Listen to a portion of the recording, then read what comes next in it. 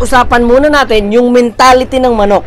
Kung ito ba talaga ay natuturuan, kung ito ba talaga ay nature na nila na magaling sila, or what?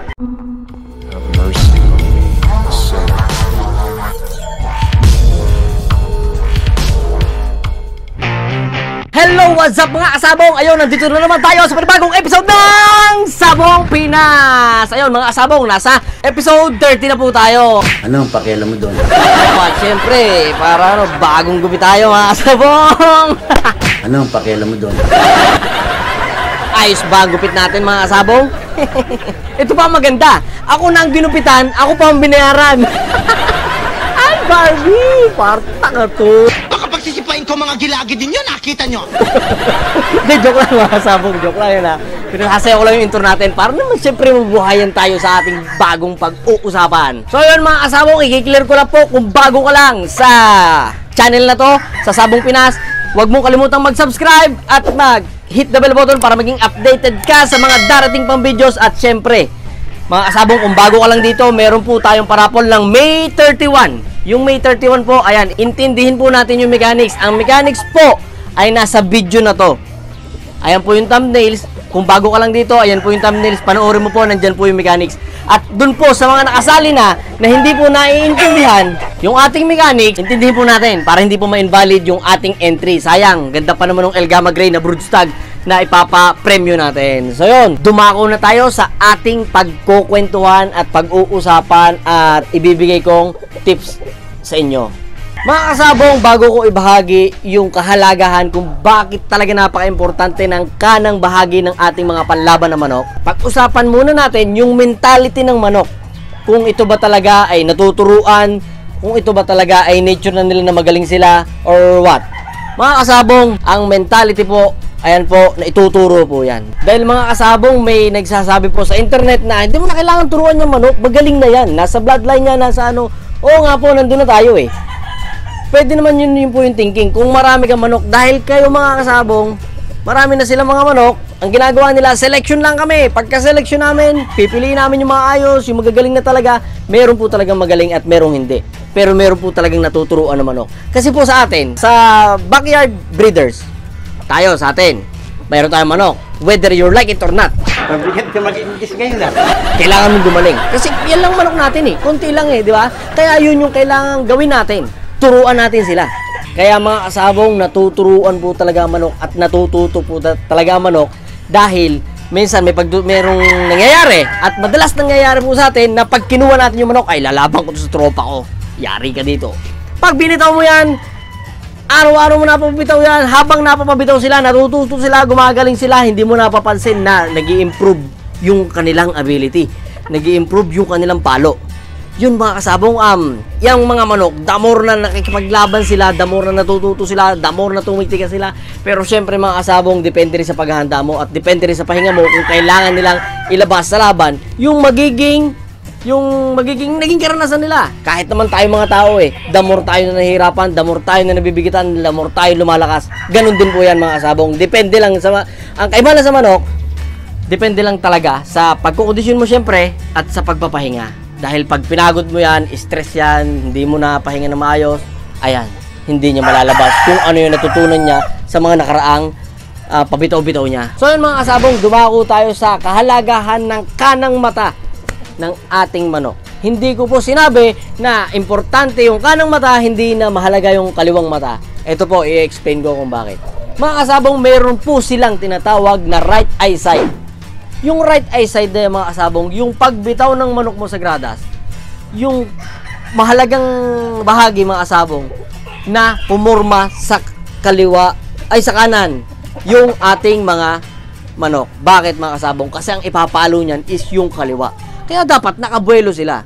Tunay ito mga kasabong is, hindi ko palang nagagawa dahil bago ko lang din ito nalaman.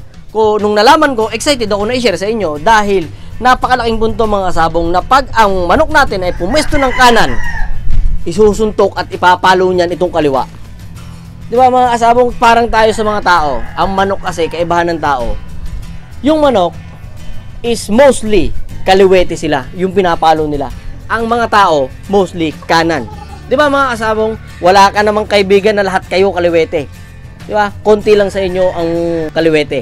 Di ba? Ganun sa manok. Mostly talaga, kaliwa yung una nilang pinapalo. Mga kasabong, kung din, maililihis ko lang ng konti, kung itinatanong nyo din sa inyong mga sarili kung partida ba ang kanan, yes, partida po yan. Dahil una po talaga dyan ng kaliwa, bago na ibibigay ang kanan. Ngayon mga kasabong, yun po ay hindi nila i-implement. Kung tayo ay pinag-iisipan natin ngayon, kung yan ay partida or hindi, yes, partida po yan. Dahil mga kasabong, napag-aralan na nila yan dati pa lang. Kaya kaliwa yung ibinibigay natin na tari sa kanila. Diba? Nature na yan. Napakatagal na panahon na yan na laging kaliwa. Kaya pagka sinabing kanan, sige, kanan. Partida po yan. Bumalik tayo sa right eye side, mga kasabong. Pag yung right eye side ay nakapwesto na yung manok mo ng ganito, ayan, magandang posisyon yan. Napapalapit siya dun sa opponent niya. Kasi mga kasabong, kailangan ko to eh. Kailangan ko to dahil kami dito sa EGP Chong, sanay kami nung laban na, kasi laban na agad, angatan agad. Yun lang yung kaya namin na ituro yung sa manok na angatan. Pagka nagtagilidan yan, ay kinakabahan na kami. Dahil yun lang yun na ituro sa amin ni Buljak kung paano yung pag-angat. Uy, gustong malaman kung paano yung pagpapangat. Next time! Yan, next time. Nakakagigil ka. Maganda yun mga kasabong. Itatakil natin yun. Pero ito muna, tapusin muna natin to. Yun mga kasabong. Yun yung nasanay kami na laban. Okay, pag sumubo ng kalaban, yan, mas gusto namin yan. Kasi babagsak namin, aangat yung manok namin. Kasi nasanay sila doon na ituturo namin yun. Kaya mamaya, ituturo ko sa inyo yung nalaman ko kung paano natin gamitin yung right eye side ng ating mga panlaban na manok. Ayan, mga kasabong. Kasi, pag itong nakapwesto agad sa kaliwa, yung manok natin, ang tendency daw niyan, ayon sa mga narinig ko lang din, nagsabi lang din sa akin, na-research ko kung tunay, marami silang nakakaalam na tayo hindi pa. Diba? Ito, tutuloy ko. Pag ang manok mo mga kasabong nakapwesto na dito sa kaliwa, hindi niyan may ipapalo agad ang paa niyan. Ang tendency niyan, pag pinalo siya, pasalag. So, tsaka na lang ulit siya bubelo, tsaka ngayon siya makakapalo. Diba? Kasi, ang nahihitingin natin, ba't naman yung sa akin, ganito ganyan, hindi ko po sinabing pag pumesto ng kaliwa, ang manok mo at hindi niya agad na ipalo yung kaliwa niya na maayos, talo na tayo. Hindi mga kasabong, puntos lang po yun. Na pag first buckle, kaliwa, nakapwesto sa'yo, magandang posisyon dahil iahalibas talaga niyan. Diba? Kasi mga kasabong, napaka-importante ng buwelo eh. Kahit naman tayo mga tao eh. Kahit yung mga batang 90s, ang pwesto natin lagi, nakaganito eh. Diba? Nakaganito. Kaya buenas ka lang kanina eh. Ha? Ako, super tayo ngayon. Pag pumesto ka ng ganito, lagi ang tendency niyan, makabuelo ka at may suntukan ka. Hoy! Yung mga kasabong. May konsumisyon! Sorry bigla lang ako sa pag-explain. Gusto ko kasi mas maintindihan nyo eh. Mga bunga nyo! Tahiin nyo!